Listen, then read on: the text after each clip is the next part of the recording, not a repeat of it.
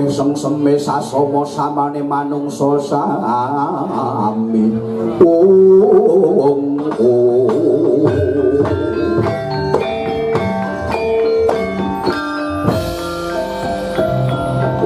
griya mangu manungkung kanduan rimang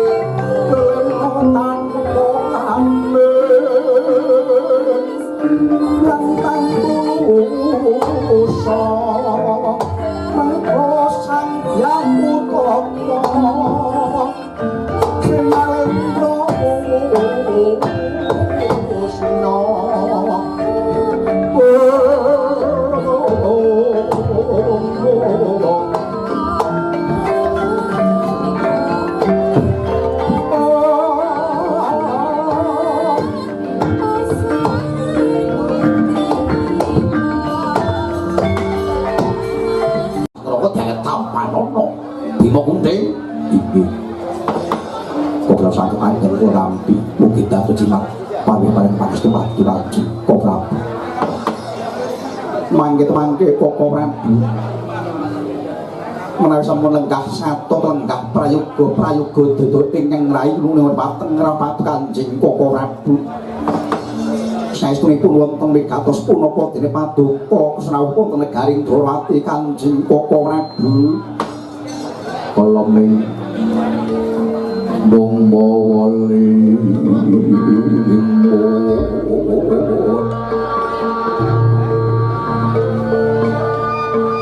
kalamatan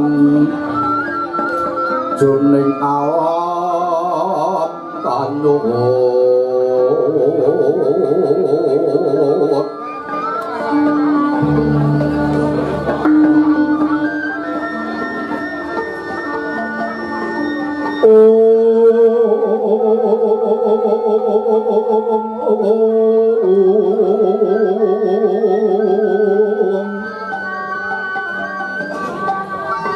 saknyatane iku kanyatan kaki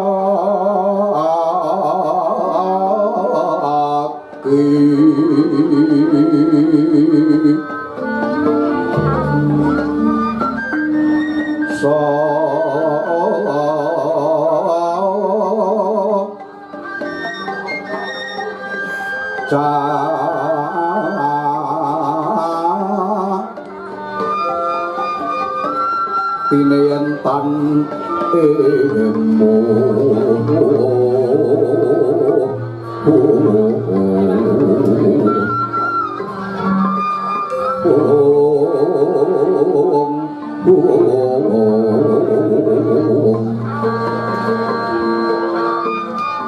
ya petan bisa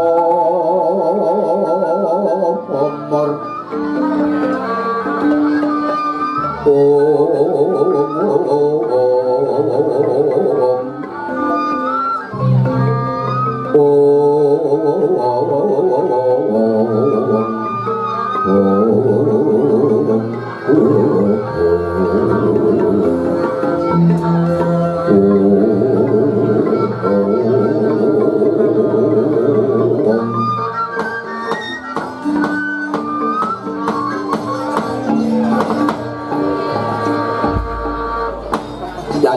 yo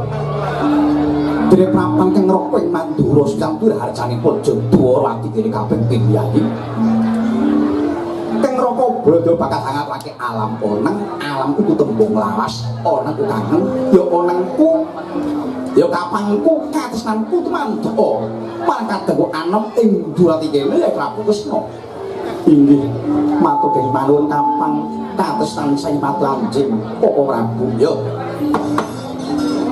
kaping triwiganing perlu yayi Udakara Winatara wis ana sacandra ketunge kalenggan iki ingkang ngroko ing Mandura ana ing sanggar pamucan manungku puja semedi meminta nugrahaning Gusti Akaya Cakan Panjenengan Boratri iki ngrokok Mandura yen tak arani ngipi yen tak arani nyupena kok kaya wangsit yen tak arani wangsit kok kaya ngipi sebab impenipun kakang kaya cetha-cetha kaya tenan-tenana ing kono Yayi sangka pasupenan ingkang Ropeng Mandura yen to negara Indrawati kene ketaman pepeteng jroning peteng swasana negara Indrawati kene ana banjur bandang kang gedhe diri banjur bandang iku mau kaya bisa anggoncang-goncangno kursi palenggane kadangku anom Yayi Prabu Kresna Indrawati Uledi emang jroning penggalih ingkang Ropeng Mandura kagyat rasane ingkang Ropeng Mandura nyumurupi adiku lanang Indrawati iki nemu apa ana apa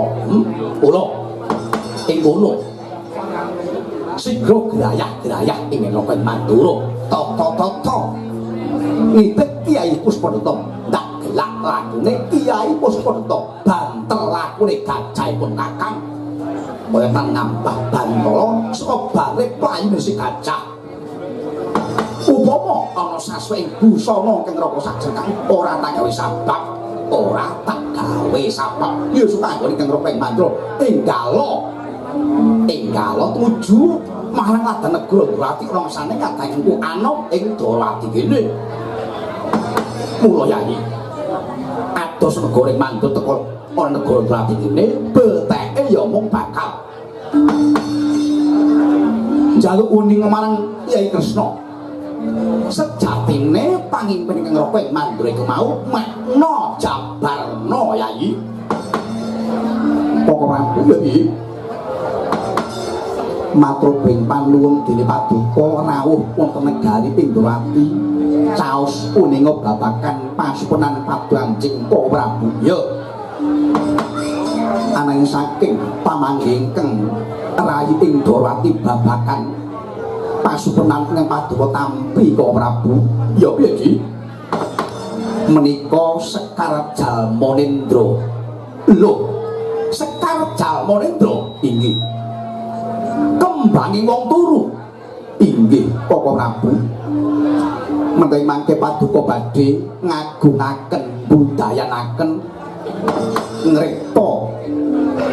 pangimpen badhe paduka agungaken mangke pundhanipun wekasanipun badhe kugung ketanggung kepama ora sida mburu uceng kelangan delek Kanjeng Prabu wae lah dalah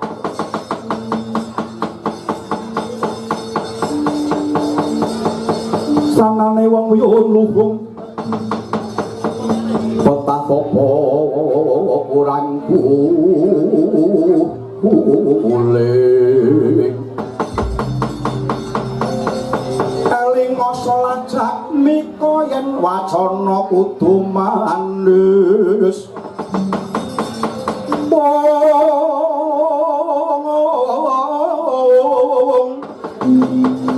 mure semseme sasopo mure semseme sasama samane manungsa sami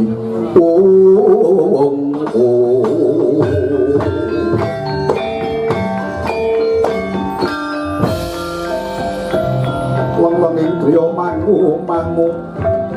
manungkung kanduan rimang